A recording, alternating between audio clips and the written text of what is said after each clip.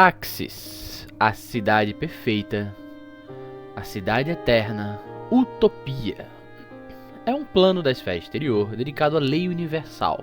Imaculada pelas lutas entre o bem e o mal, ela assume a forma de uma gigantesca cidade e existe entre os planos da esfera exterior, como um exemplo brilhante de ordem e harmonia perfeita, erguendo-se sobre o turbilhão. Dentro das muralhas douradas do plano, as ruas são perfeitamente organizadas e limpas. Os edifícios representam o ápice dos estilos arquitetônicos de praticamente todas as culturas do Grande Além, e os nativos se esforçam para viverem em harmonia orquestrada. É claro que alguns poderiam considerar a perfeição do plano vazia ou sua beleza beirando a esterilidade, mas, dada a história violenta da Cidade Eterna e talvez sua posição precária no presente, seus deuses e extraplanares rejeitam categoricamente tais críticas. Meus calorosos cumprimentos, senhoras e senhores, aqui quem fala é Escriba e hoje falaremos sobre Axis, o plano da ordem absoluta e perfeita, livre de quaisquer desvios de moralidade, casa da verdadeira justiça, da absoluta neutralidade, o lar dos axiomas e que cresceu ao redor da espiral de Parasma. Não se esqueça de curtir, compartilhar com aqueles que possam interessar no conteúdo e comentar o que acha de Axis aqui embaixo. E sem mais demoras, vamos começar. Axis é um plano da esfera exterior, com gravidade normal, tempo normal, reino finito, estrutura duradoura, essência mista, alinhamento legal e neutro, e magia aprimorada ou prejudicada dependendo de que seção da cidade você está presente. A vasta e perfeita cidade de Axis se estende ao lado da base da Torre de Parasma, aproximando-se dos planos vizinhos, mas separada deles pelo turbilhão. Essas fronteiras são vigiadas de perto pelos habitantes de Axis, pois o caos do turbilhão é visto como uma ameaça maior do que o mal vindo do rio Stygia, cujas margens passam pela própria Torre de Parasma.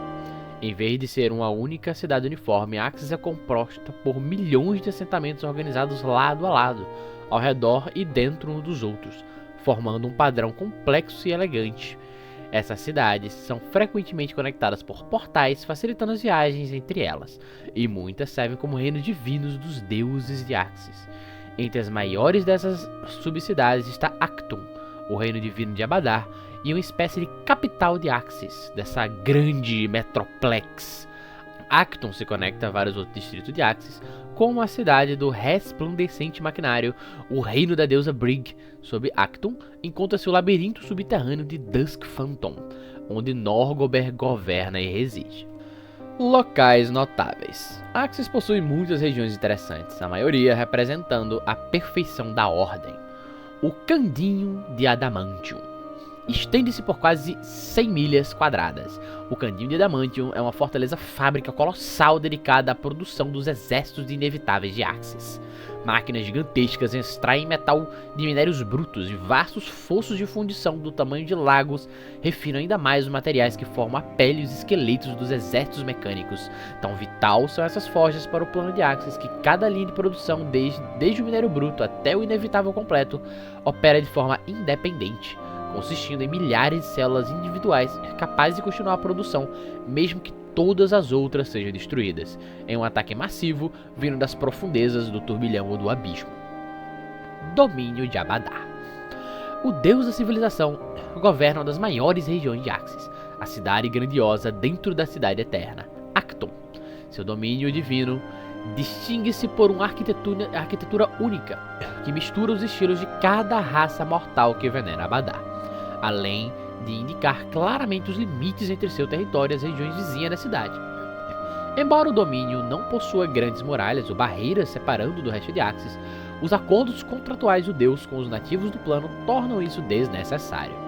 A entrada só pode ser feita por 4 portões, cada um deles é definido por um grande arco de ouro maciço, marcado com o símbolo sagrado de Abadar, uma chave dourada, e vigiada pelo colosso dourado Lawgiver, ou Arauto da Lei, o Arauto de Abadar. A presença do Titã pode ser vista simultaneamente nos 4 portões, seja por replicação divina ou por algum arranjo com a mente divina axiomita, que lhe permite existir em 4 lugares ao mesmo tempo. Provavelmente o Arauto da Lei está presente em ainda mais lugares simultaneamente, já que os portões nunca ficam desprotegidos e o Titã é amplamente conhecido por realizar missões em outros planos. Domínio de Arodin. Em Axis, nada acontece sem planejamento ou contingências, e nada existe sem estar preso na intricada teia de tratados e acordos entre deuses e seres extraplanares. Tudo, desde o tamanho das colmeias formianas até o cronograma das expedições axiomitas às terras fronteiriças e o fluxo regular de peticionários está vinculado a leis imutáveis da Cidade Eterna. A morte do deus Arodin foi a única exceção a essa ordem eterna. Após sua morte, os axiomitas convocaram uma reunião em total segredo, manifestando a mente divina sem permitir a presença dos deuses de Axis ou das matriarcas formianas. Durante 3 dias, as fábricas inevitáveis pararam completamente, e o pilar tríplice tremia e ressoava como um sino dissonante, enquanto as equações que giravam ao seu redor mudavam e se reescreviam com variáveis até então desconhecidas. 3 dias depois, os pilares retornaram ao silêncio e a mente divina axiomita declarou o domínio de Arodin uma região distinta, separada de Axis, até que fosse plenamente reivindicado por um novo governante. Desde então, a própria Cidade Eterna se afastou da região devastada, criando uma barreira de areia cristalina e uma cidade circular dourada ao seu redor. Axiomitas e inevitáveis vigiam a área com a mesma intensidade com que guardam suas fronteiras contra o turbilhão. Reivindicando o domínio de Arodin. Diversas facções buscam controlar os restos do domínio destruído de Arodin. Ilorpiar é uma rainha larval formiana. Essa jovem ambiciosa não quer esperar pela morte de sua mãe ou pela expansão natural da Cidade Eterna para conseguir um território. Ela pretende colonizar e governar o domínio de Arodin por conta própria, reconstruindo a sua imagem com o objetivo final de superar qualquer um de suas irmãs que venha a ser escolhida como sucessora da rainha matriarca. Metricandra, conhecida como a Rainha Erinha da Língua Afiada, essa criatura já serviu na corte do arquidiabo Mefistófeles. Ao conquistar o domínio de Arodin, ela pretende se estabelecer como uma divindade menor, com a ambição de se tornar a consorte favorita de Asmodeus, ou até mesmo desafiá-lo pelo controle do inferno. Milani. Já uma divindade menor, Milani mantém um domínio estável, embora pequeno, no coração do território de Arodin. Ela oferece abrigo, descanso e até mesmo ajuda divina àqueles que buscam expulsar as forças malignas. No entanto, suas ações acabam fortalecendo sua reivindicação sobre o domínio de Arodin, o que a torna um alvo tanto para os infernais quanto para várias colmeias formianas. Muitos outros competidores desejam reivindicar o domínio, incluindo 2 nobres diabólicos exilados, Cormandrian, o arconte servo de Ormedai, um grupo de dezenas de paladinos mortais, um lich não maligno de origem desconhecida, os Filhos da Glória Renascida, que buscam ressuscitar Arodin, diversos dragões metálicos e cromáticos e um antigo solar enlouquecido, seguido por uma congregação de peticionários incapazes de aceitar a morte de seu deus. A Trama Dourada. Flutuando bem acima da Cidade Eterna, Rainha Matriarca Formiana Vespa, Delsandrianix, a 21ª, governa a partir de sua colmeia flutuante conhecida como a Trama Dourada, assistida por centenas de milhares de operários assexuados e um pequeno conselho de zangões, consortes e conselheiros. Ela coordena a atividade de seus filhos e da cidade colmeia menores que povoam o céu de Axis. A cidade dos Formianos Vespa é construída de fibras douradas tão finas quanto o papel, tecidas em deslumbrantes padrões geométricos, todas parcialmente transparentes à luz, banhando toda a estrutura com brilho semelhante ao de milhares de vitrais. A colmeia projeta uma sombra prismática e multicolorida sobre Axis. O domínio de Norgober. Assim como toda cidade mortal que deseja declarar sua própria perfeição e status glorioso para que o mundo inteiro veja, existe um lado obscuro, um submundo ilícito, povoado por ladrões e todos os desajustados exilados de uma sociedade. Axis não possui um senso hipócrita de moralidade e também possui esse mesmo padrão, valorizando apenas o que é prático, mas, assim como essas cidades mortais, também contendo sua versão de uma cidade subterrânea corrupta, mas próspera, na forma do domínio divino de Norgober, deus dos ladrões e do assassinato. Tão intricado quanto as redes de túneis dos Formianos no plano, o domínio de Norgober se conecta a pontos dispersos em Axis, nem sempre de maneira convencional. Longe de ser condenado ou combatido, esse domínio subterrâneo de túneis e cavernas repletas de sombras e habitantes suspeitos é aceito como necessário pelos deuses e extraplanares nativos de Axis. Embora Nogobera e seus servos nem sempre sigam a letra ou o espírito das leis às quais concordam os habitantes de Axis, leis que teoricamente vinculam todos os habitantes de Axis, sua falta de confiabilidade já é prevista e planejada. A utilidade fornecida pelo Deus dos Ladrões e seu papel como rei dos ladrões da maior guilda do maior centro urbano do cosmos permite que a maioria de Axis feche os olhos para suas atividades em nome do absoluto pragmatismo. A Torre de Parasma. A base da Torre de Parasma se ergue sobre a cidade de Axis, parcialmente cercada pelas águas represadas de um ramo do rio Styx, contida pelo mesmo estilo de muralhas douradas que os habitantes da cidade usam para proteger o plano em suas fronteiras com o turbilhão e o abismo. As águas poluídas são constantemente vigiadas por uma guarda completa de inevitáveis e seus superiores axiomitas, além de ocasionais tropas de formianos. Tanadeimons espreitam a água vendendo informações extraídas do Styx.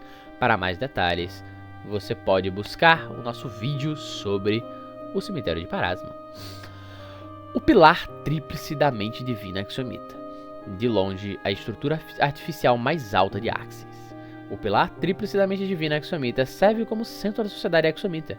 Cada obelisco cristalino exibe um fluxo e constante evolução de equações, manifestações físicas do esforço contínuo dos axiomitas para calcular e modelar o cosmos em suas leis intrínsecas. A estrutura existe no centro de Axis como uma semente da qual a cidade brotou, emergindo como uma entidade distinta de caos fervilhante do turbilhão. O espaço físico entre as torres serve como o local onde a mente divina axiomita se manifesta, geralmente como um ponto de luz ardente e estelar, cercado por uma nuvem giratória obscurecedora de símbolos e equações. Quando não é usado para esse propósito, as torres servem como sede do governo cotidiano entre os três segmentos da sociedade axiomita e como um terreno comum para negociações. A cidade da ressonante relojoaria. A cidade da ressonante relojoaria é um mecanismo gigantesco, dinâmico e labiríntico, feito de engrenagens, vidro colorido e volantes, servindo como domínio de Brig em Axis. Também é a sede de sua colaboração secreta com os axiomitas e inevitáveis do plano. Um conjunto de portais mecânicos a conecta diretamente a Actum, o reino divino de Abadá. Sayashto, também referido como o 32º distrito de Sdarin, o 113º primeiro departamento, Sayashto é um dos milhares de distritos do tamanho de cidades de Axis. Faz fronteira com os distritos de Blue Cobble, Hagrimard, Ikiston e Silverhill, e é conectado por meio de seu sistema de canais ao distrito elevado de Prauvania e ao distrito industrial de Klangfallow. A principal exportação de Sayashto é a cabeça Yastoma. A Yastoma possui diversos usos práticos. Suas cascas secas podem armar... É a cabaça, tá? Cabaça Yastoma. A Yastoma possui diversos usos práticos. Suas cascas secas podem armazenar água, sua polpa serve como aditivo para a ração animal e suas sementes secas e moídas são usadas para preparar uma bebida, chamada Yast. Sayashto comercializa com distritos vizinhos em Axis e mantém relações comerciais com diversos outros mundos. Esses contratos incluem Castrovel, onde Yastoma de Kabarat e onde o Yashunta de Kabarat oferecem um mercado crescente para Yast e bens manufaturados importados de Haugnemand. Para aqueles que não sabem, Castrovel é um outro planeta, tá, do universo de Golarion. Nós chamamos planetas. Geografia. Sayashto se destaca entre as paisagens urbanas ordenadas de Axis por seu layout aparentemente não planejado, possuindo distritos inteiros compostos por becos assimétricos que serpenteiam entre edifícios de formatos irregulares. Isso ocorre em parte porque os cidadãos de Sayashto e de vários outros distritos de Sdarin preferem celebrar a civilização como um conceito vivo e uma evolução, em vez de um ideal estéril e estático. Como resultado, a cidade possui inúmeras reformas, e essas reformas vão acontecendo ao longo da história, elevando fundações, redirecionando ruas e reorganizando sua paisagem urbana. Além disso, a indústria funerária de Sayashto contribui para que ela seja uma das regiões de crescimento mais rápido do plano. O distrito abriga inúmeras sombras que, à medida que perdem sua identidade, sombras, leia-se peticionários, fundem-se com a matriz do plano. Como resultado, Sayastre se expande fisicamente em dezenas de metros quadrados a cada ano, alterando constantemente sua configuração. Governo. Como todos os distritos de Axis, Sayastre é governada por uma rígida estrutura legal. Suas leis seguem a regulamentação comum de Axis e os decretos da Assembleia Axiomita de Zdarim, cobrindo normas de propriedade, zoneamento e proteção pessoal. Fora dessas áreas, Sayastre tem autonomia para estabelecer suas próprias leis e financiar seus projetos por meio de impostos locais. O distrito é governado por um conselho de 5 membros com mandatos de 2.000 dias. As eleições são realizadas em intervalos de 500 dias para evitar mudanças drásticas no governo. E os cargos do conselho são: conselheiro dos canais, que supervisiona estradas, pontes e vias navegáveis, além de representar os interesses dos distritos vizinhos. Para ocupar esse cargo, um cidadão deve ter vivido 10 anos em Sayastre e 10 em qualquer outra parte de Axis. Conselheiro dos portões é aquele responsável pela política externa do distrito, incluindo imigração, publicidade e relações com outros distritos e planos. Apenas cidadãos que tenham vivido em Sayastre por pelo menos 20 anos podem ocupar esse cargo. Conselheiro dos túmulos é aquele que supervisiona a indústria funerária e preside celebrações religiosas, e dele deve ter vivido em Sayastre por pelo menos 200 anos. Conselheiro das leis, diferente dos outros membros, não é eleito, mas nomeado por Aktum. Representa Axis como um todo e atua como conselheiro, sendo o único membro com poder de veto absoluto sobre as decisões do conselho.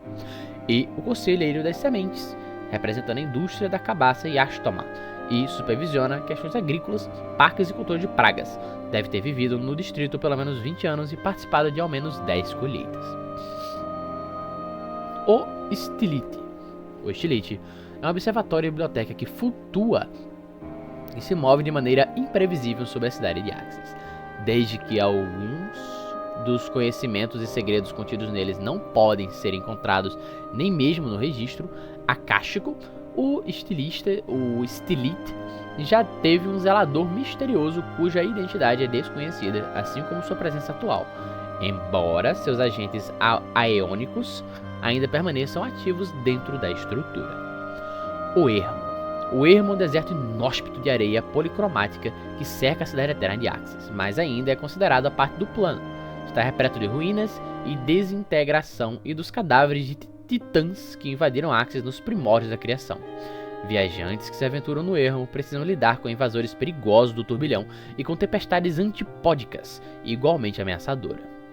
E já que eu observei, nós não tínhamos um grande vídeo sobre o cemitério de Parasma, eu vou também trazer aqui uma seção apenas para o cemitério de Parasma. O cemitério de Parasma.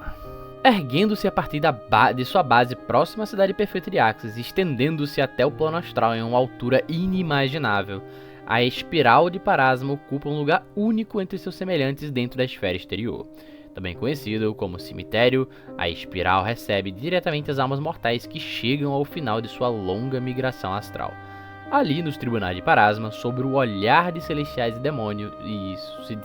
demônios, as almas dos mortais recebem julgamento sobre seu destino final dentro do grande além. O Tribunal de Parasma.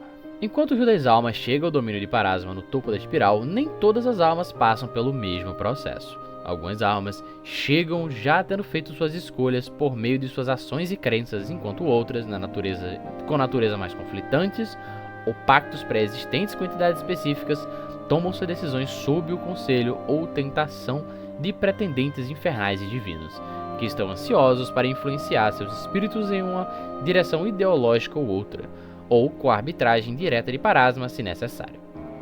Cada um dos 8 tribunais, um para cada alinhamento da esfera exterior, se espalha por dezenas de milhas e atrai as almas daqueles cujas naturezas internas refletem as de seus planos vinculados, ou as almas daqueles que se comprometeram a deuses específicos que habitam esse plano.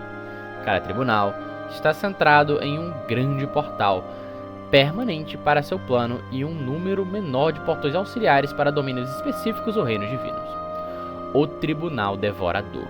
Ao contrário dos outros 7 tribunais, a parte do cemitério dedicada a Abaddon é um lugar árido e inóspito, desprovido de qualquer sentido de esplendor, e possui uma miséria palpável que emana da superfície lisa como espelho e preta como a noite de seu portal central. Nenhuma emissão dos senhores demônios diabólicos se apresenta no tribunal. Eles e seus servos são especificamente banidos, e apenas os raros procuradores de Urgatoa e Zyphos se destacam entre as almas condenadas, aqueles que estão destinados a Abaddon, e que não foram escolhidos pelos deuses, encaram o portal e seu grito visceral e baixo, que é pontuado pelos sons de dentes rangendo e saliva pingando. O cemitério das almas. Além e ao redor dos tribunais, estende-se uma vasta e aparentemente infinita extensão de sepulturas, criptas e monumentos funerários nos estilos de quase todas as raças e culturas da esfera mortal, representando o destino final daquelas almas cuja própria natureza se negou e se corrompeu. Os ateus. Algumas almas ateias escapam desse destino e são autorizados a existir como estranhas almas desencarnadas no astral, e até mesmo a reencarnar no plano material de acordo com complexos julgamentos proferidos por Parasma. Mas a maioria acaba enterrada aqui, sua prisão menos uma punição do que uma quarentena. Para qualquer visitante que está no cemitério, o vasto campo de sepulturas não tem fim. Eles podem viajar por 1000 milhas e nunca sair dele, passando entre as criptas frias e silenciosas que parecem imbuídas de uma tristeza em desacordo com os cemitérios abençoados pelo clero de Parasma do plano material. Nenhuma glória ou renascimento aguarda as almas aprisionadas ali. Nem todos os espíritos levam uma existência dormente. Alguns vagam em uma confusão amnésica, enquanto outros imploram desesperadamente por ajuda ou amaldiçoam os passantes com a fúria dos condenados. Os raros que estão em paz com seu destino vagueiam pelo cemitério como guardiões ou zeladores. O Tribunal Interno. As almas que chegam ao Tribunal de Parasma nem sempre gravitacionam em direção a um plano específico e seu tribunal vinculado. Uma alma pode estar dividida em sua natureza entre Axis e o Inferno, ou em sua morte pode ter abraçado de repente a fé de Sarenrae, enquanto anteriormente estava estritamente alinhada com os preceitos morais do abismo durante a maior parte de sua vida pecaminosa. Em tais casos, que ocorrem com frequência, a agitação das almas é menos um procedimento ordenado de identificação e seleção do que uma instância de partes interessadas defendendo seus casos para cada alma conflitante dentro do tribunal interno, que rodeia o Palácio de Parasma em uma confusão de fóruns e praças de granito solenes.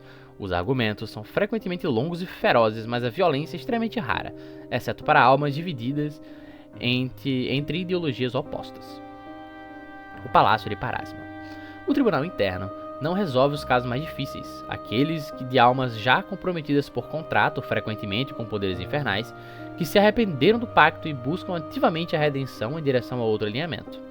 O debate desses casos ocorre não nos tribunais, mas na presença direta de Parasma dentro do Palácio da Deusa, com as partes conflitantes frequentemente enviando seus representantes mais poderosos, especificamente escolhidos para a tarefa, como o único proteano albino Slimashnik, o demônio do abismo Doricon, o língua de Billy, ou o solar Falizinmor, o Redentor. O Palácio de Parasma abriga a Senhora dos Túmulos e as almas de seus adoradores. Uma estrutura gótica e imponente, o palácio contrasta com a natureza muitas vezes sombria e austera de Parasma, sendo construído de mármore branco que brilha com a luz interior e possuindo pisos pavimentados em ônix, representando o poder dualista da deusa sobre o nascimento e sobre a morte. Grúteos. Flutuando acima do cemitério das almas como um juiz sombrio, o deus menor Grúteos assume a forma de uma lua que orbita a distância. Conhecido como Deus do fim dos tempos e adorado apenas por pequenos cultos e solitários lunáticos atormentados por visões estranhas e alienígenas, Grúteos é um enigma. Seu relacionamento com Parasma é incerto, assim como sua origem, e alguns especulam que Grúteos na verdade precede a deusa do nascimento e da morte. Ainda assim, sua associação com o cemitério é clara, se é um segredo cuidadosamente guardado. O deus menor gira ao redor da espiral em uma órbita em deterioração, lentamente se aproximando cada vez mais, tornando seu semblante aterrador mais claro a cada dia. Mas ao alcançar um certo ponto, algo acontece e ele ascende uma vez mais para uma maior distância. As almas do Tribunal de Parasma atraem Grúteos como um imã atrai ferro, mas algo sobre as almas dos autocondenados, engarrafados e aprisionados dentro do cemitério tem um efeito oposto. Periodicamente, o Deus menor parece ser propiciado com o presente envenenado de uma dessas almas, pois ele é literalmente alimentado com a essência de um dos espíritos aprisionados do cemitério, Essas almas podem ser aqueles ateus que estão presos, especialmente eles, adiando o apocalipse, sussurrando o que ocorreria se ele algum dia contatasse a espiral.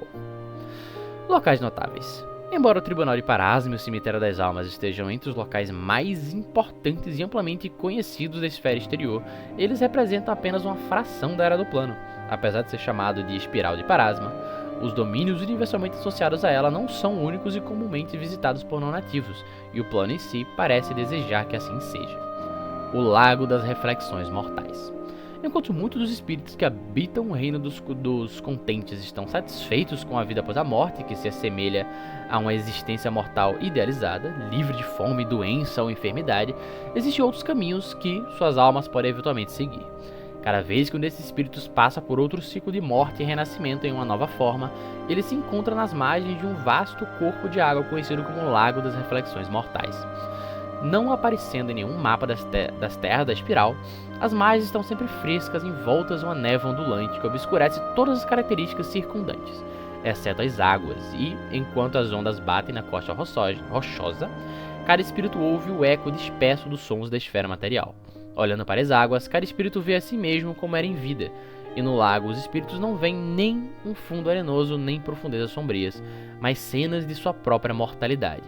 Qualquer que seja a reação, as cenas gradualmente mudam e refletem as possibilidades que aguardam cada espírito, caso considere renascer e reencarnar como mortal mais uma vez. Gênero, forma física e até mesmo planeta podem variar dependendo das possibilidades misteriosas e leis que governam o cosmos nesses assuntos. E as cenas podem ser agradáveis ou ruins, mas acima de tudo há uma escolha na decisão. Espíritos que desejam renascer estendem as mãos para as águas, tocando as águas convidativas que emergem como reflexo da superfície antes de serem puxadas para baixo das ondas e desaparecerem. Às vezes as mãos que se estendem parecem ágeis e femininas, possivelmente as mãos da própria Parasma, enquanto outras vezes parecem ser aquelas dos cascos renascidos que os espíritos escolhem na esfera mortal. Aqueles que escolhem não aceitar a reencarnação oferecida desaparecem de volta nas brumas e se encontram novamente nas terras da espiral, sabendo que a oferta será estendida novamente a seu tempo caso a busquem. O Reino dos Contentes. Almas neutras não tocadas por nenhum deus e que não cometeram nenhuma heresia digna de atrair o olhar faminto de Grúteus não permanecem no Tribunal de Parasma. Embora todas elas atraiam as ofertas e atenção de vários extraplanares que buscam direcionar suas almas em uma direção específica, apenas uma pequena minoria aceita tais tentações. Para o restante, o Cemitério das Almas não é uma extensão interminável de sepulturas e criptas em decomposição, mas um caminho breve e transitório. Além do cemitério, há uma vasta e variada paisagem que parece englobar todos os ambientes possíveis do plano material. Dentro desse reino, coletivamente conhecido como as Terras da Espiral, os mortos neutros continuam como faziam em vida, mas com o tempo e a capacidade de perseguir tudo o que gostavam ou nunca puderam participar durante a existência mortal.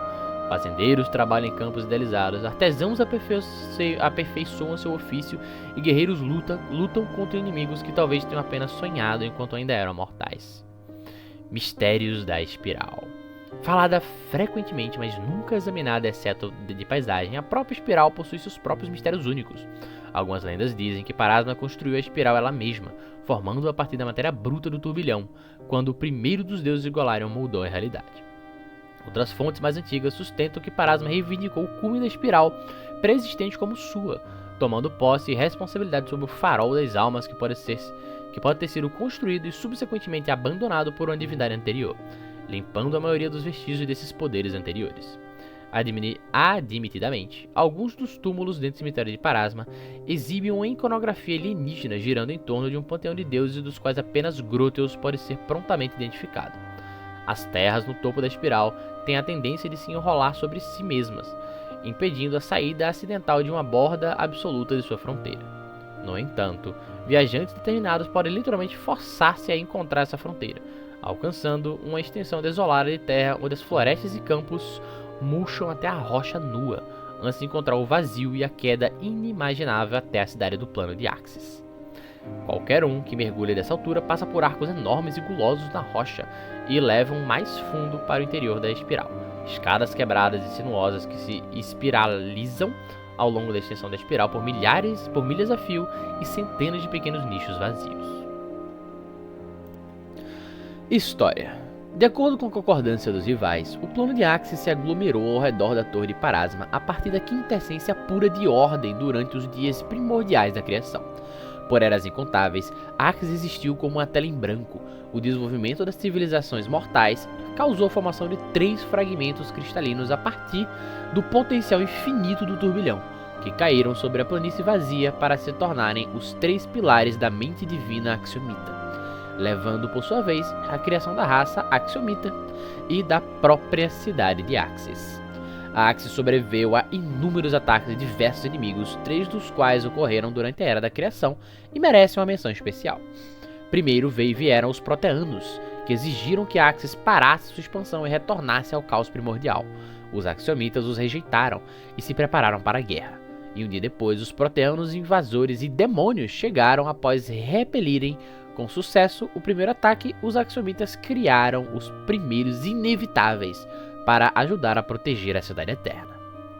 Os Proteanos foram os primeiros seres a existir no turbilhão, que antecedeu a presença dos outros planos do Grande Além. Ele é o ambiente do caos primordial, esse grande mar de energia primordial que está entre os planos. Seu primeiro contato com outros planos ocorreu quando eles acidentalmente criaram as fendas no tecido da esfera exterior, abrindo passagem para os abismos exteriores. Logo, os Proteanos entraram em conflito com os Qlipoths, que habitavam os abismos exteriores. Enquanto essa guerra prosseguia, outros planos começaram a surgir do turbilhão, incluindo Axis. Os Axiomitas, habitantes nativos de Axis, também entraram em conflito com os Proteanos, e os 2 povos estão presos em um genocídio mútuo há muito tempo. Segundo os historiadores Imetesh, os deuses surgiram de algum outro lugar, entre aspas, depois que os planos já haviam se formado. Os Proteanos lidam com os deuses com cautela, caso a caso.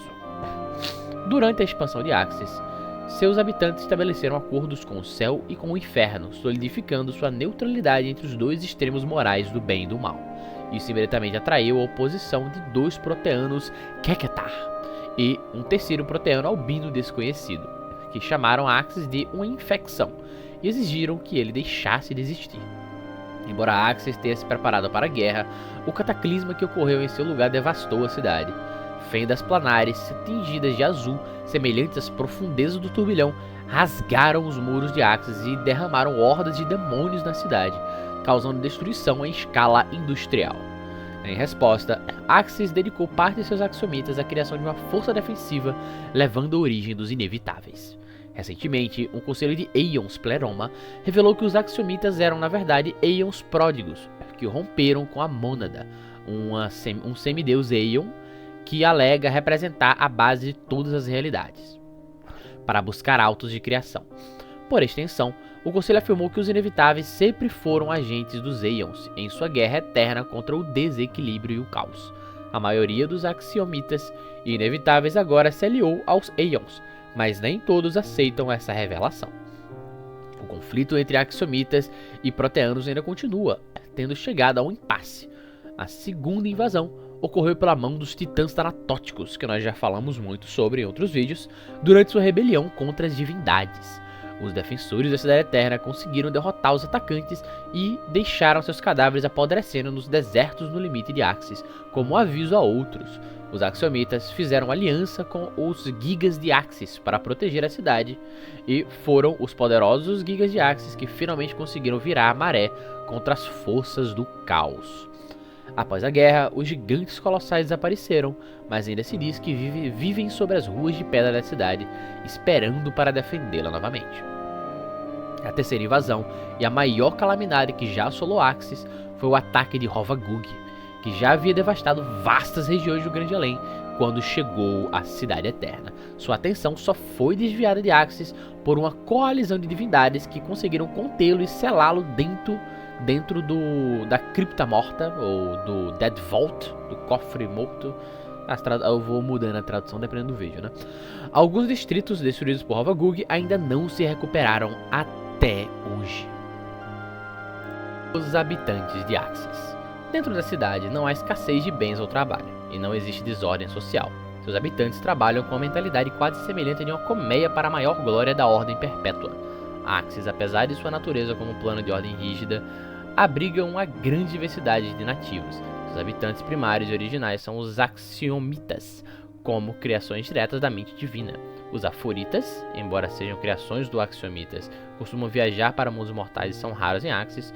Os Mercanos são comuns em Axis, tendo chegado originalmente como comerciantes de um plano desconhecido, mas se tornando ativos plenos da cidade planar. Os Escrivinitas, seres peculiares compostos de páginas escritas e fitas de seda, formados a partir das almas dos mortais mais pedantes e obcecados por fatos, também chamam a Cidade Eterna de Lá. Axis também abriga a maioria dos autônomos sobreviventes do Império Jitska, que migraram para lá depois da queda do Império. Autômatos campeões e caçadores realizam um torneio a cada década, no qual qualquer residente da cidade planar pode participar, enquanto os pequenos autônomos familiares servem como mensageiros entre os vários habitantes da cidade. Axis também conta com poderosos protetores entre seus nativos. Os inevitáveis, semelhantes a construções, guardam as ruas da cidade e as paredes externas que se debruçam sobre o turbilhão, enquanto os poderosos Apkalos, manifestações raras e poderosas da mente divina, servem como arquivistas em tempos de paz, mas se tornam temíveis defensores da ordem quando essa está sob ameaça. Os Aeons também mantêm uma grande presença dentro da cidade e se tornam cada vez mais comuns ao longo do tempo. Isso alimentou especulações de que os enigmáticos extraplanares podem estar começando a favorecer a ordem da lei sobre a entropia e o caos, um assunto sobre o qual os próprios Aeons permanecem em silêncio. Os Inevitáveis são uma família de Aeons, máquinas vivas criadas pelos Axiomitas na guerra eterna contra os Proteanos e as forças do caos. Aparência. A maioria dos Inevitáveis se assemelha a humanoides feitos de pedra, metal e joias. Eles são forjados pelos Axiomitas e frequentemente se parecem com obras de arte e movimento. Eles estão cientes de como inspiram admiração e geralmente escolhem falar em voz metálica e poderosa para garantir obediência. Origens. Em épocas passadas, durante a expansão de Axis, seus habitantes firmaram acordos com o céu e o inferno, que solidificaram sua neutralidade multiversal entre os dois extremos da moralidade. Imediatamente, se opuseram a isso dois proteanos, que é Ketar, e um terceiro desconhecido, tipo albino de proteano, que chamou Axis de uma infecção e exigiu que ela deixasse de existir. Embora Axis tenha se preparado para a guerra, o cataclisma que ocorreu em seu lugar devastou a cidade. Como nós falamos no início do vídeo, abriram-se fissuras para as profundezas do turbilhão e literais demônios do abismo invadiram a cidade e causaram a destruição generalizada.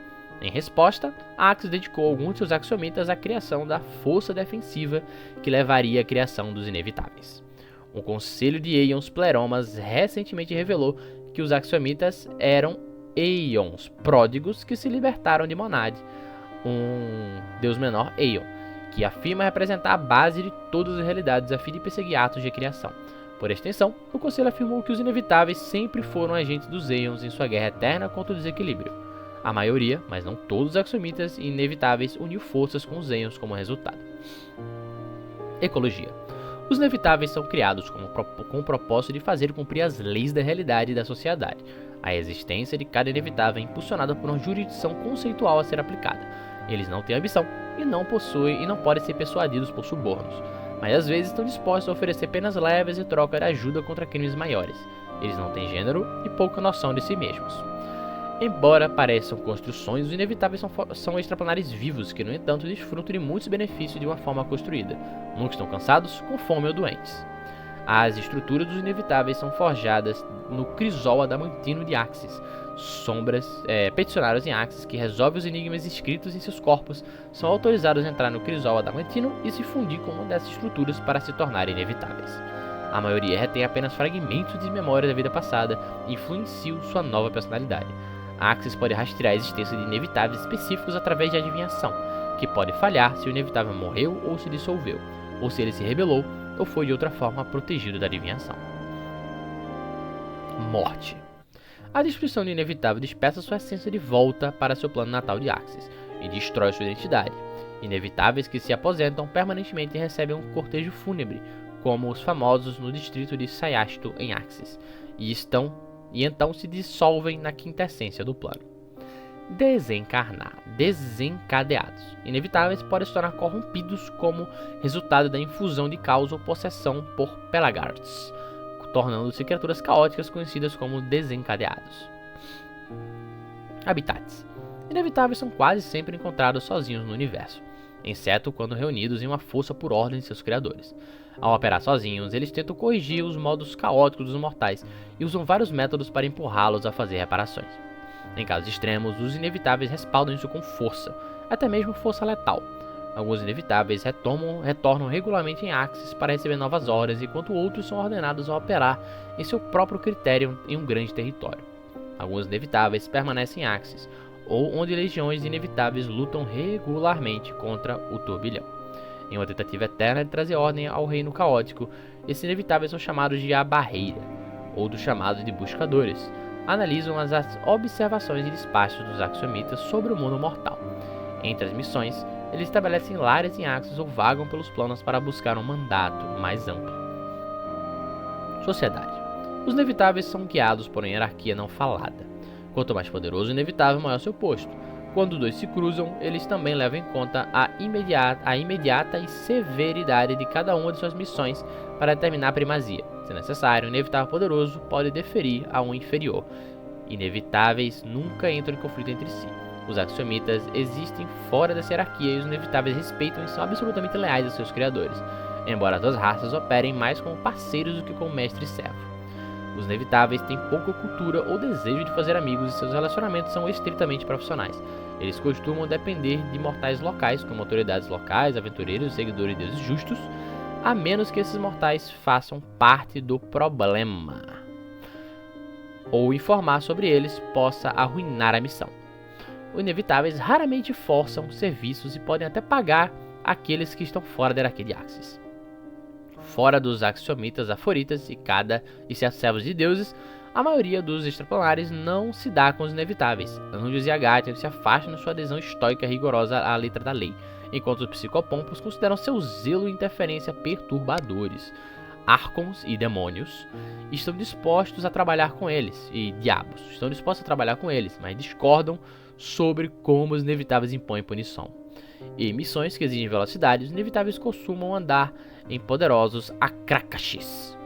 Inevitáveis ensinam regularmente os mortais sobre como melhor honrar a ordem, mas sabem que os mortais são imperfeitos e visam melhorar o comportamento ou compelir magicamente, confiando que seus alunos nunca atenderão a seus padrões. Inevitáveis primordiais. Os primeiros inevitáveis são os semideuses conhecidos como inevitáveis primordiais. A maioria dos inevitáveis primordiais foi destruída em desastres cósmicos e os axiômicos perderam a capacidade de construí-los, de modo que os sobreviventes são vistos como tesouros vivos pelos inevitáveis normais, a serem protegidos a todo custo. Aeons. Os Aeons são uma família enigmática de monitores que servem para preservar a ordem e o equilíbrio em todo o grande além. Eles mantêm constantemente um equilíbrio entre pares de forças além do conhecimento dos mortais. Caos, ordem, mal, bem, ou eles mantêm esse equilíbrio entre os alinhamentos e as leis cósmicas de cada plano. Aparências. Os Aeons não se importam com suas formas exatas, muitas vezes assumindo formas de redemoinhos abstratos de quintessência densos o suficiente para interagir com outros. Seus corpos são quase uniformes em densidade e composição, e raramente prejudiciais a seres mortais. Os Aeons são remanescentes de um tempo muito anterior, quando o caos e a ordem estavam em luta constante. Seus primeiros membros foram as representações da ordem, que se levantaram contra a entropia e se tornaram a essência da nova criação. Ecologia.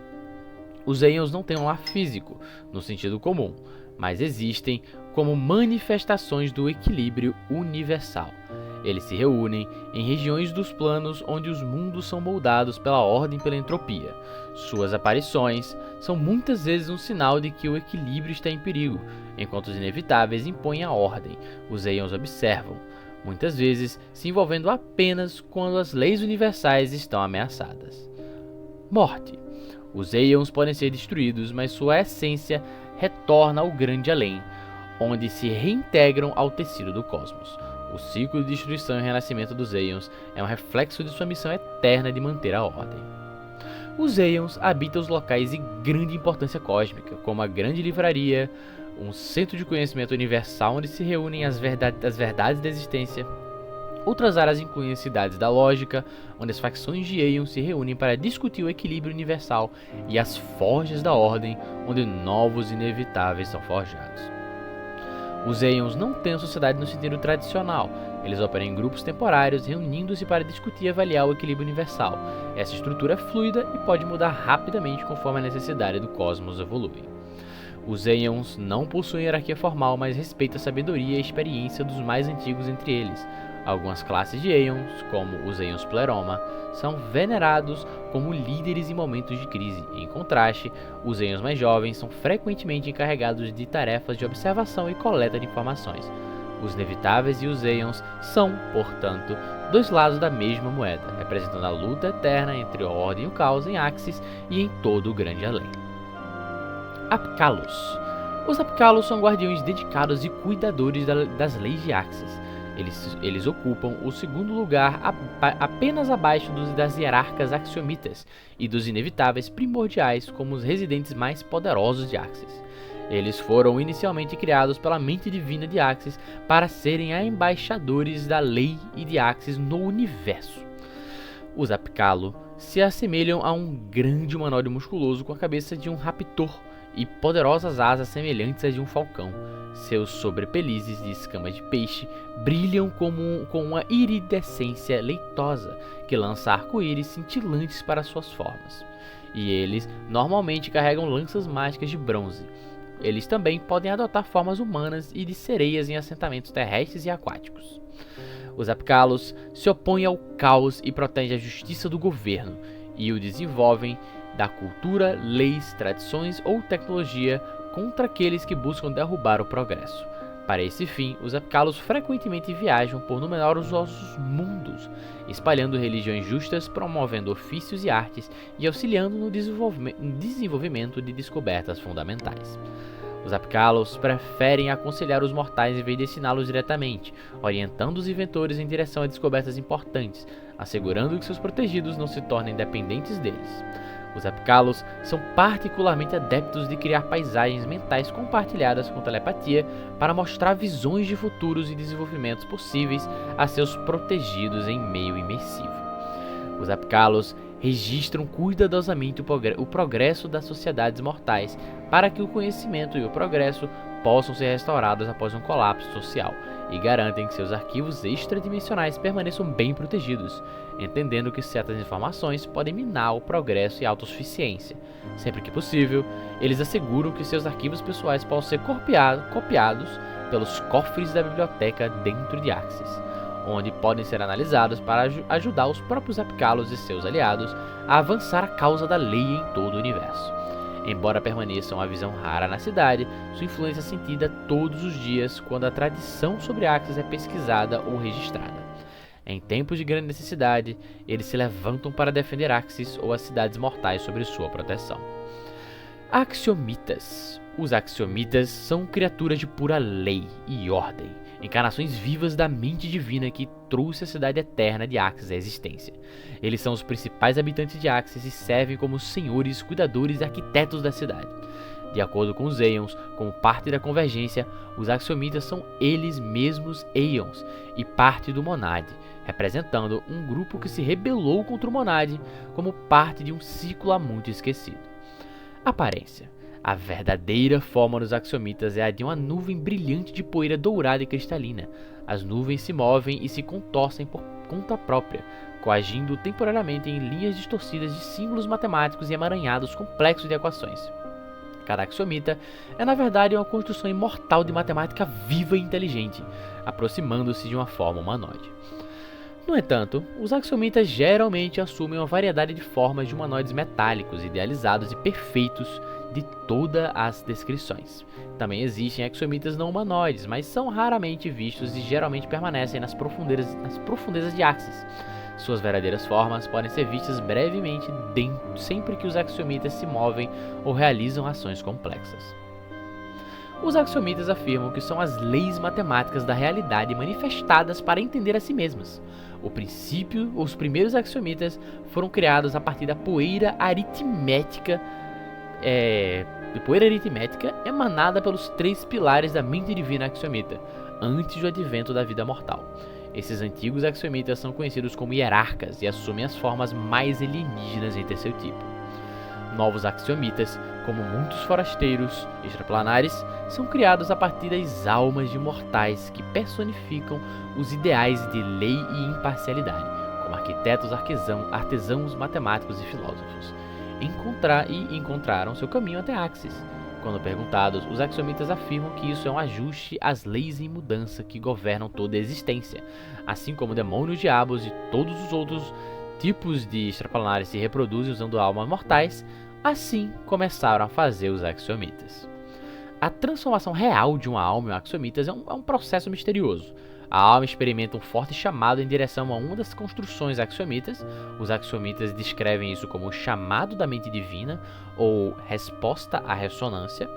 E cada uma dessas estruturas está relacionada a uma classe de lei, com cada uma atraindo almas com interesses semelhantes. Uma vez que a alma atinge um desses espaços axiomitas, ela o toca, desaparecendo dentro dele por vários dias. Quando emerge, ela está na forma assumida de um axiomita. Habitat.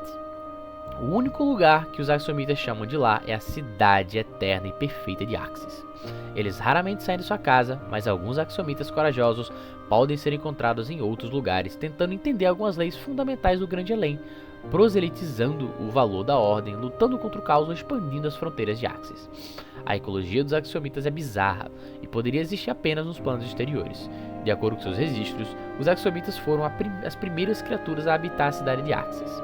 Fora de Axis, os axiomitas podem ser encontrados nos planos elementares, no paraíso, no inferno, no cemitério de Parasma e nos domínios de deuses leais, mantendo embaixadas e trabalhando com colegas pesquisadores. Eles também mantêm uma presença na espiral da concordância dourada em Nirvana, onde estudam a história e os métodos de cooperação dos Agathions. No universo, os axiomitas guiam o avanço das culturas justas. Os axiomitas mantêm numerosos laboratórios escondidos pelo multiverso, onde conduzem pesquisas perigosas. Uma das mais notáveis desses locais é o Cradle de Lyracainia, um demiplano no plano astral. Sociedade. A mente divina de Axis. A sociedade dos axiomitas é formada internamente e dividida em 3 grupos espelhando os 3 pilares de Axis: conhecimento, aplicação e administração. O primeiro pilar se concentra na pesquisa da história e das leis dos planos além de Axis e do próprio multiverso. O segundo pilar é encarregado de construir e manter os servos dos axiomitas um exército de inevitáveis. E o terceiro pilar se ocupa da administração de Axis e das relações diplomáticas da cidade. Os axiomitas do segundo pilar são expansionistas, mas fazem isso apenas devido ao seu desejo de regular o multiverso. Apesar de seus 3 focos separados, a sociedade axiomita se move com um único propósito. Eles são governados coletivamente pela mente divina de Axis, que é conhecida formalmente como o Conselho Transcendental do Infinito Definido. Apesar do nome, a mente divina não é uma divindade, nem uma entidade única de mente coletiva. É, em vez disso, um composto das maiores mentes axiomitas de cada um dos 3 focos de sua sociedade. Referir-se aos axiomitas coletivamente é equivalente a referir-se à mente divina, e suas ações são as ações da mente divina. Relações. O Conselho de Aeons Pleroma revelou recentemente que os axiomitas eram Aeons pródigos que se libertaram de Monad, ou demigode Aeon, que afirma representar a base de toda a realidade, como nós já mencionamos. Essa reassociação dos axiomitas como Aeons é parte de um ciclo que o Conselho dos Aeons chamam de a convergência. A maioria dos axiomitas foi persuadida pela explicação desses Aeon sobre como a linguagem axiomita utopiana é uma fusão da visão de Aeon e da expressão matemática do multiverso. No entanto, alguns rejeitam a convergência e a resposta dos Aeon variou de desdém a barganha, ou até mesmo destruição. Os inevitáveis são de longe os mais proeminentes dos servos dos axiomitas. Além disso, os axiomitas também empregam escribas como preservadores do conhecimento e monitores axiais como força policial. Os aforitas, apesar de também serem criações axiomitas, são menos servos e mais colegas criados pela mente divina como uma forma de entender melhor os mortais. As criações mais poderosas são os Apkalos, a esfera viva da aniquilação, conhecida como o fantasma das quantidades partidas, inevitáveis que são usados como armaduras pelos generais axiomitas e outras estranhas que são tanto inevitáveis quanto axiomitas, mas são amalgamações de metal e matemática. Os Axiomitas mantêm alianças fortes com arcontes e diabos e frequentemente cooperam com eles contra proteanos e demônios. Eles mantêm um profundo respeito mútuo com as criaturas celestiais dos planos de lei, especialmente os Agations, e o mais forte deles é o pacto de uma ordem a ser feita em nome do equilíbrio, incluindo a preservação da ordem e da lei. Os Axiomitas trabalham em conjunto para dar conselhos e utilizar suas habilidades. Quando precisam, eles se comunicam telepaticamente, especialmente com os Apikalos. Os Axiomitas podem ser obcecados por lógica e, quando incomodados, seus sentimentos podem se tornar extremamente confusos para eles, mas tendem a ser imparciais, mesmo que suas mentes se entrelacem. Eles preferem manter sua unidade e trabalham juntos para não se arriscar. Monitores axiais. Os monitores axiais são aqueles que impõem as leis de Axis. Aparência. A grande cabeça careca de cada monitor axial apresenta 3 rostos humanoides serenos dispostos equidistantemente ao seu redor. Esses rostos são completamente lisos, sem contornos para sobrancelhas, nariz ou boca. Seu dorso triangular tem 3 ombros e pares de braços fortes, 2 humanoides e 1 desalinhado. Um é um tentáculo longo e o outro é articulado, terminando em uma cabeça semelhante a um martelo.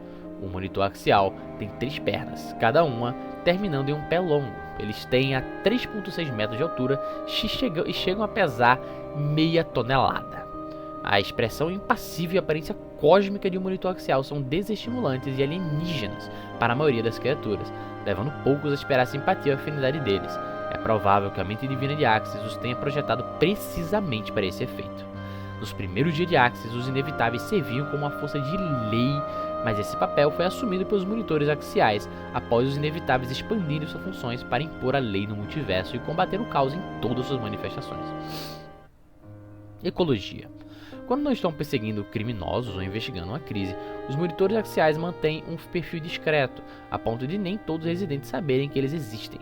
Não está claro se os monitores são criados pelos Axiomitas, a partir de Axiomitas, pela mente divina ou pela própria Axis. Eles não se reproduzem, envelhecem, comem, bebem ou dormem. Alguns especulam que eles descansam em suas estações de despacho fortificadas, as quais apenas criminosos e especialistas em Axiomitas têm permissão para entrar. Mas mesmo assim são restritos a câmaras próximas à entrada. Ninguém, exceto talvez a própria mente divina, saiba o número exato de monitores axiais. Os monitores atacam apenas aqueles que representam a perturbação à ordem de Axis, exceto contra proteanos, que atacam com força letal à vista. Eles exigem rendição antes de combate e preferem subjugar os oponentes em vez de matá-los. Seu mandado é levar prisioneiros para as estações de despacho a fim de interrogá-los, fazer relatórios formais sobre suas perturbações e entregá-los diretamente à mente divina, que calcula os métodos matemáticos ideais para contrabalancear e prevenir futuras perturbações. Após isso, os monitores axiais liberam ou escoltam o infiltrador para uma prisão. Os monitores nunca são vistos fora de Axis, eles não patrulham suas ruas, mas são despachados diretamente pela mente divina. Mercantes. Os mercantes são mercadores extraplanares cuja influência entre os planos é tão ampla quanto lucrativa. Um mercante se assemelha a um humanoide de 3 metros, com a pele azul e um rosto cheio de olhos, e mãos com 3 dedos. Eles pesam cerca de 227 kg. História. Pouco se sabe sobre a origem dos mercantes, seu plano natal é um mistério, seu sustento e práticas reprodutivas são objeto de rumores, e histórias em constante mudança falam que da sua participação em uma guerra planar, com detalhes sobre seu papel dependendo do contador da história. Os mercantes estão interessados apenas em itens mágicos pelos quais negociam de maneira agressiva mas justa, e estão dispostos a contratar aventureiros para criar itens específicos. Eles honram contratos como se fossem documentos sagrados. Um mercante pode optar por seguir um mercenário capaz de mantê-los bem pagos na moeda que preferirem. Os mercantes estão especialmente interessados no catalisador alquímico planar do plano da Terra, devido ao seu valor em outros planos. Cada mercante possui um baú extradimensional que lhe permite comprar e vender itens mágicos independentemente da localidade. Para proteger suas mercadorias, muitos mercantes mantêm uma comitiva de guardas-costas e carregam grandes falchions de alta qualidade. No Grande Além, 500 mil de mercantes vivem em Actum, a capital de Axis e o plano de Abadar. Os mercantes chegaram misteriosamente a Axis há íons, para estabelecer rotas comerciais para um local planar desconhecido e talvez perdido. Os mercantes estão entre os menores grupos minoritários da Absalão das Sombras, Uma pequena população de cerca de 500 mercantes vivem em Yulgamot, a metrópole planetária do plano astral. Os mercantes também se juntam a outros viajantes na margem do paraíso, à beira do paraíso. Vagam pelas cidades do inferno também e estabelecem comércio em Alushinira, no abismo. Onde quer que mercadorias possam ser vendidas entre os planos, é provável que os mercantes estarão lá. Mercanis. Os refabricados. As sombras, os peticionários refabricados de Axis, também conhecidos como os não feitos, possuem pele branca leitosa, coberta de enigmas. Decifrar esses enigmas dá aos refabricados permissão para entrar no crisol adamantino e ser reformado em um inevitável. Divindades residentes. Os deuses que priorizam a lei e a ordem acima de tudo vivem em Axis. Abadar, deus da civilização, é um dos deuses mais proeminentes e considera Axis como sua casa. Seu palácio na cidade de Akitum abriga o lendário primeiro cofre, localizado no centro da cidade. Irori e seus seguidores, que buscam iluminação, vivem no Círculo Sereno, enquanto a deusa dos autômatos, Brig, busca inventar e inovar em seu próprio domínio, a cidadela do relógio resplandecente. Os primeiros e mais poderosos dos inevitáveis primordiais, são semideuses que se opõem ao caos e às ameaças entrópicas. Eles incluem Jerichau, Karmakok, Ottomans e Valmalos. Profundamente no submundo de Axis, conhecido como Dusk Phantom, o nefasto deus dos segredos e do crime Norgobert reina supremo, pois sem crime não haveria necessidade da lei. Disse que o portal Argêntio, o templo reino de Alceta, a deusa dos portais, era uma parte de Axis, mas ela levou seu reino consigo e partiu, pois fazia com que deuses de diferentes alinhamentos se sentissem desconfortáveis ao viajar por Axis. Seu templo agora viaja livremente pelo terreno neutro que é o plano astral. Abadar.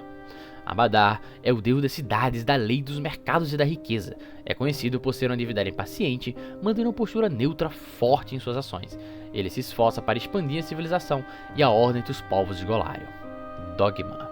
Abadar e seus seguidores desejam trazer luz da civilização para a selva, ajudando a educar todos sobre os benefícios da lei do comércio devidamente regulamentado.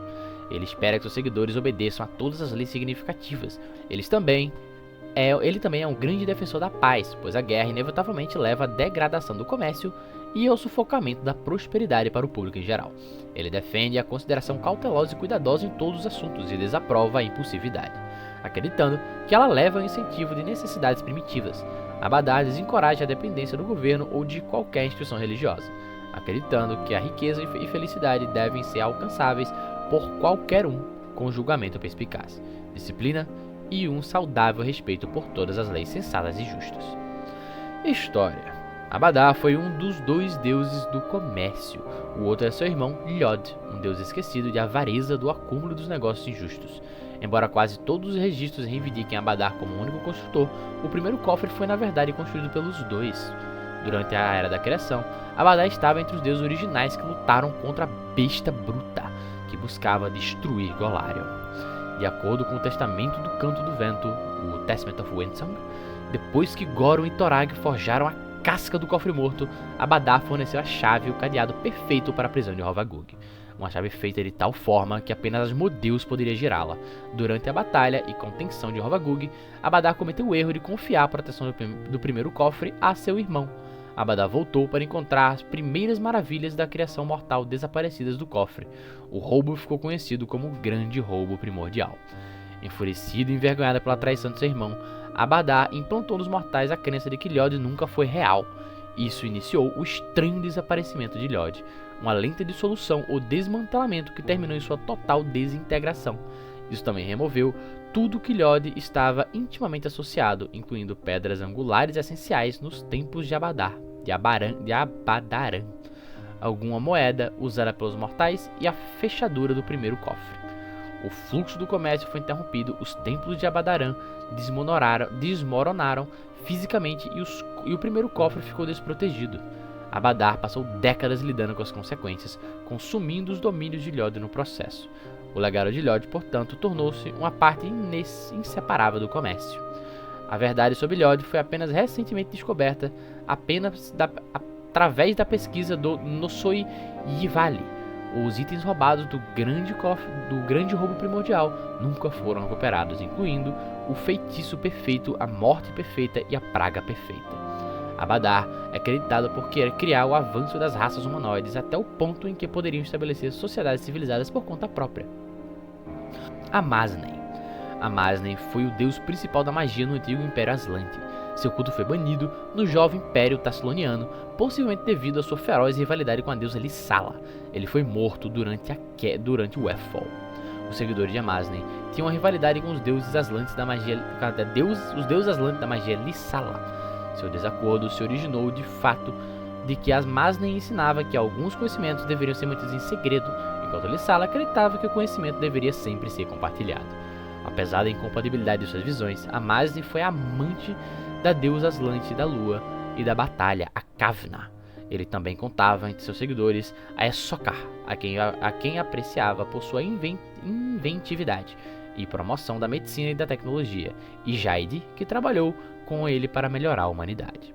Antes do Ethel, o futuro último Aslante e patrão da humanidade, Aroden era seguidor de Amasne e a Kavna.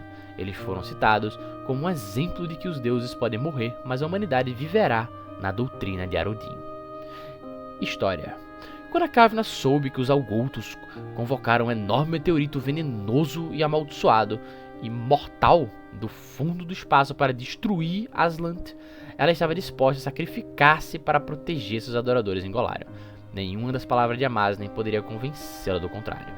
Ela usou seus poderes para desviar a órbita da lua de Golarion para interceptar o projeto, despedaçando a arma Algolto em milhares de pedaços, que perfuraram a manifestação física da deusa, matando-a. Desolado pela imensa tristeza, Amasne absorveu a magia dos glifos dos Algoltos, dos destroços para si, atravessando a borda da realidade e desaparecendo da existência. A Pedra Estelar, como o meteorito passou a ser chamado, foi transformado de algo que poderia ter acabado com toda a vida em Golarion em algo que, embora ainda causasse danos incalculáveis e trouxesse a Era das Trevas, deu a vida no planeta a chance de sobrevivência.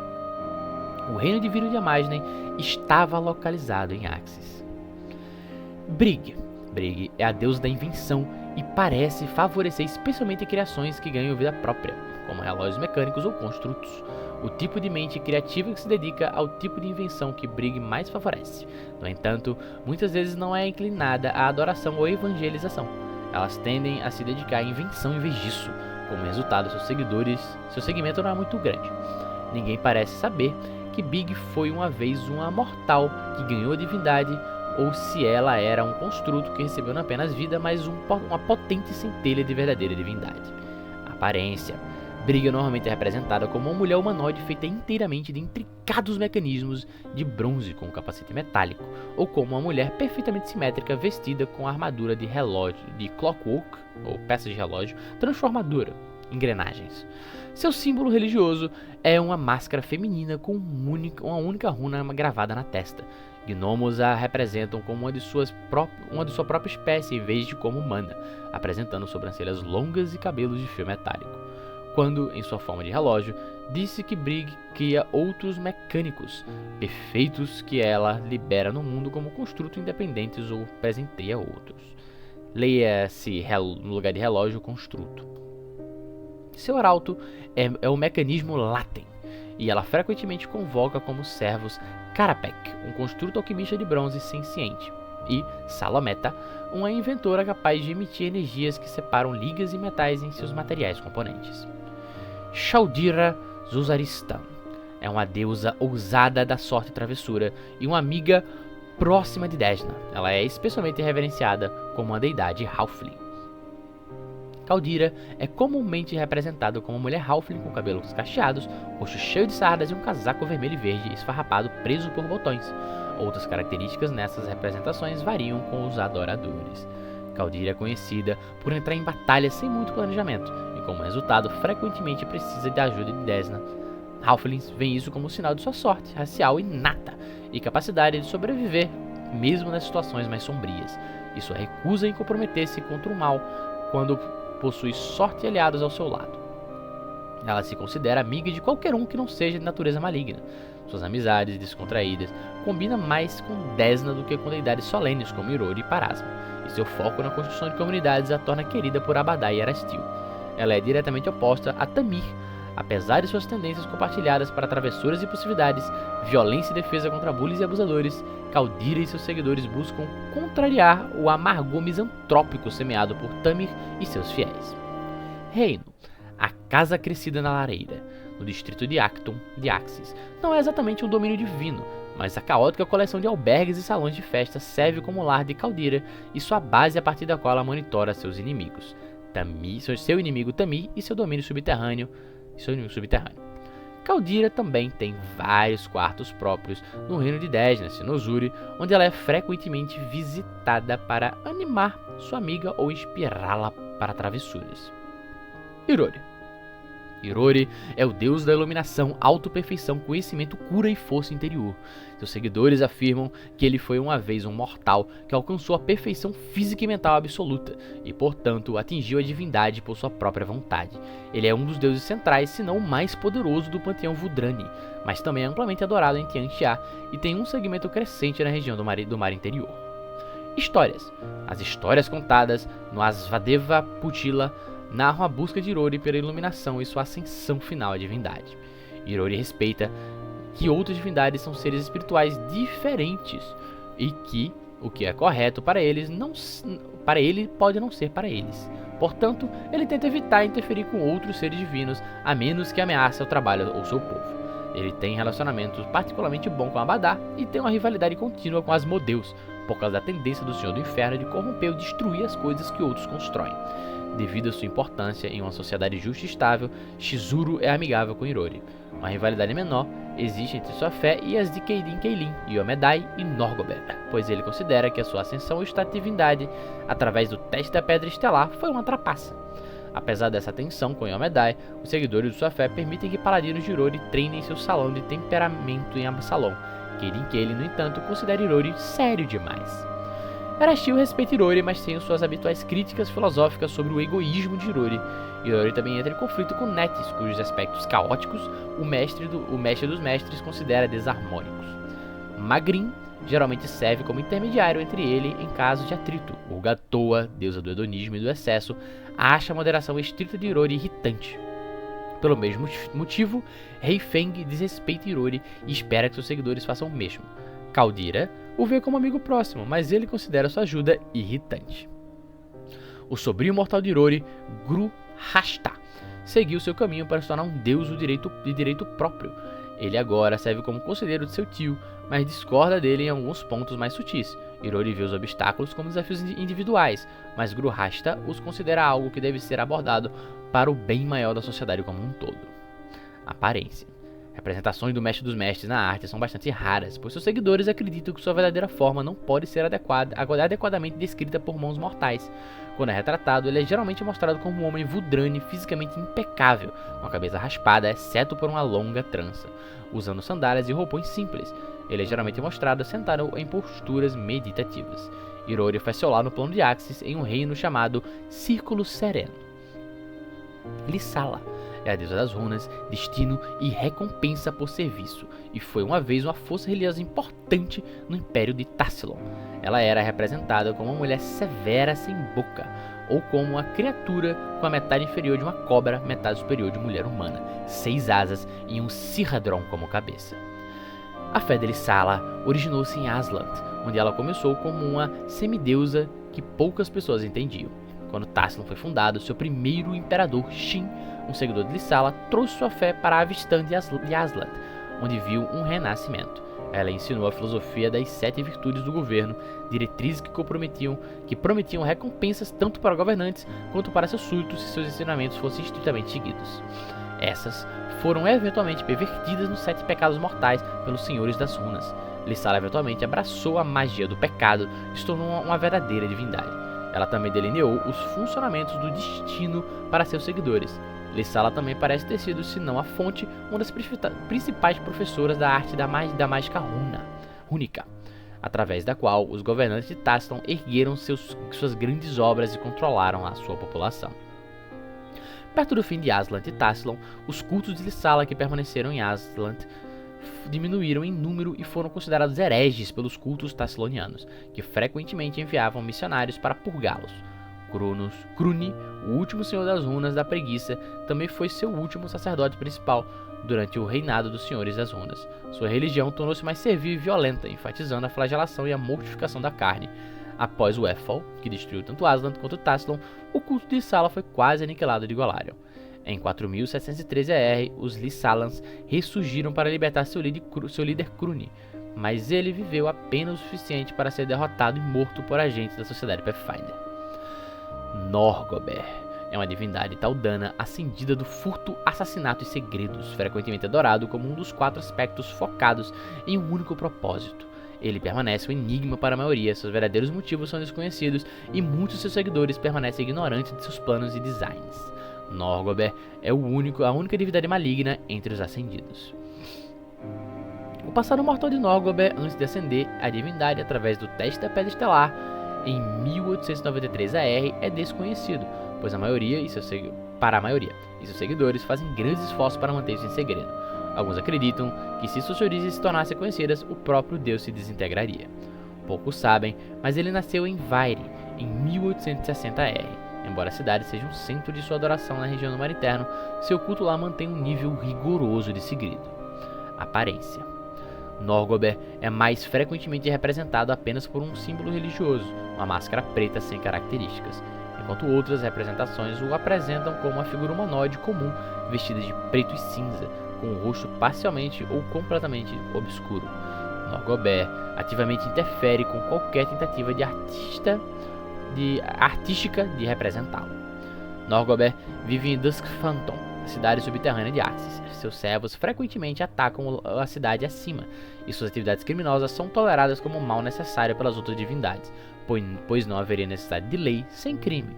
Mesmo sua natureza pouco confiável é considerada parte da natureza previsível de Axis, já que eles são consistentemente não confiáveis. Os servos de Norgober em Duskphanton manipulam a lei de Axis para atender seus fins, mas não perturbam diretamente a harmonia da Cidade Eterna e são considerados, pelo menos em função, como a maior guilda de ladrões do Grande Além. Tamir é o deus Halfling da ganância e da oportunidade, reverenciado principalmente por batedores, assassinos e Halflings maltratados. Seu sobrenome muda sempre que combinar com o sobrenome do primarca de Absalom.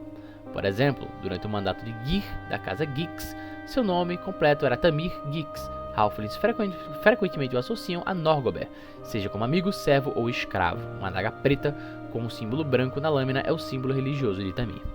Halflings putos, zangados ou brutalizados, às vezes recorrem à adoração de Tamir, vendo-o como representante do lado sombrio da natureza Halfling. Histórias falam de adoradores que armam armadilhas, truques e venenos para os moradores de suas casas, sempre em benefício final do Halfling. E é claro, os adoradores também podem oferecer orações a Norgober, mas nunca o contrário. O reino de Tamir, chamado de Becos Escuros, só é acessível através dos becos ocultos em Duskphanton, abaixo de Axis. Seu layout muda a cada hora e apenas aqueles com permissão de Tamir podem alcançar seu centro de poder. Aparência. Tamir aparece como um Halfling sinistro, vestido de preto, geralmente com sua adaga pronta para atacar. Seus traços faciais variam de região para região. Em Keliax, ele tem pele pálida e uma barba escura, enquanto em Absalom, suas representações apresentam pele oliva, olhos azuis gelados e sem pelos faciais. Essas semelhanças encorajam Halflings descontentes a sentir a conexão pessoal com Tamir. Inevitáveis primordiais. Os inevitáveis primordiais, às vezes chamados de inevitáveis primais, foram os primeiros inevitáveis produzidos pelos axiomitas e são os mais poderosos e autoritários entre os seus. Eles são forjas vivas que criam inevitáveis menores que servem às suas interpretações rigorosas e à aplicação da lei cósmica. Cada inevitável primordial único se tornou tão poderoso que ascendeu como semideuses ou deuses menores e possuem adoradores mortais. Esses adoradores mortais costumam apreciar a precisão meditativa dos inevitáveis primordiais, embora raramente atraiam paladinos devido à sua ambivalência entre aspecto moral de bem e do mal. Enquanto adoradores mortais de monitores normalmente se referem a si mesmos como procuradores, adoradores dos inevitáveis primordiais se referem a si mesmos como oficiais. Os inevitáveis primordiais, que fomentam seitas de oficiais de adoradores mortais, como isso mortais fazem isso para aproveitar as redundâncias de ter múltiplos grupos ativos. As seitas de oficiais modelam as leis e a ordem de Axis no universo, colocando-se em oposição implacável a anarquistas criminosos corruptos e radicais. Eles buscam esses objetivos por meio de estudo da matemática, contabilidade e direito, áreas que frequentemente também lhes trazem considerável riqueza, que muitos, pelo menos aqueles que não sucumbem à corrupção, reinvestem em suas comunidades. Jerichau é o inevitável primordial agênero que monitora o movimento dos corpos celestes, garantindo que mantenham suas órbitas e não violem leis físicas para que a civilização possa florescer neles. Jerichau também se preocupa com interações interplanares e busca limitar a influência de um plano para não alterar a física do outro. O lado de Jerichau é um grande observatório flutuando acima de Axis. Jerichau incentiva o desenvolvimento de tecnologias, astronomia e astrofísica, para que civilizações possam aprender a redirecionar corpos planetários desgovernados como asteroides e evitar colisões catastróficas, sem precisar destruir totalmente o objeto celestial perigoso, algo que Jerichau não aprova. Por essa razão, Jerichau é o patrono das viagens espaciais e é respeitado por viajantes estelares, como bruxos ou até mesmo seres antigos. Kerkamoth é o inevitável primordial agênero que ensina os seguidores que o vazio tem sua própria ordem e grande potencial, e que a descomposição natural é necessária para o cosmos saudável. Acima de tudo, a descomposição deve ser regulamentada, previsível e sistemática, não a destruição desenfreada causada por demônios, daemons e proteanos, que é vista como uma ameaça. Valmatos, o rito da passagem, é o inevitável primordial que entende todas as leis da magia e regula seu uso para garantir que seja inacessível àqueles que não se dediquem a praticá-la e treiná-la de forma responsável. O rito da resposta aparece como um gigante mecânico com um coração exposto e brilhante. Seu corpo também é cercado por pergaminhos serpeantes. Cultos. Valmalos geralmente aprova magos, e ele e seus devotos são cautelosos em relação àqueles que nascem com habilidades da magia a ponto do preconceito. Outros conjuradores são julgados caso a caso, dependendo de como usaram suas habilidades de forma responsável no passado. Seus seguidores são perfeccionistas em práticas mágicas, e Valmalos os vê mais como alunos que ele pode educar sobre como tornar a magia mais complicada e menos acessível para os irresponsáveis. Seus sacerdotes frequentemente passam longos períodos de tempo ensinando aprendizes e os perseguem ao menor indício de má conduta. De qualquer forma, esta foi Axis, a Cidade Eterna, o centro da neutralidade do multiverso, onde descansa a base das espirais de Parasma, lar deste que é o último e derradeiro árbitro. Um plano de ordem inabalada pela moralidade e seus desvios, lar das absolutas forças de ordem e um ponto neutro entre a justiça benevolente do paraíso e a tirania ordeira do inferno. Se você ainda está aqui, lhe agradeço imensamente por ter acompanhado esse que acredito que será o nosso maior vídeo dos planos.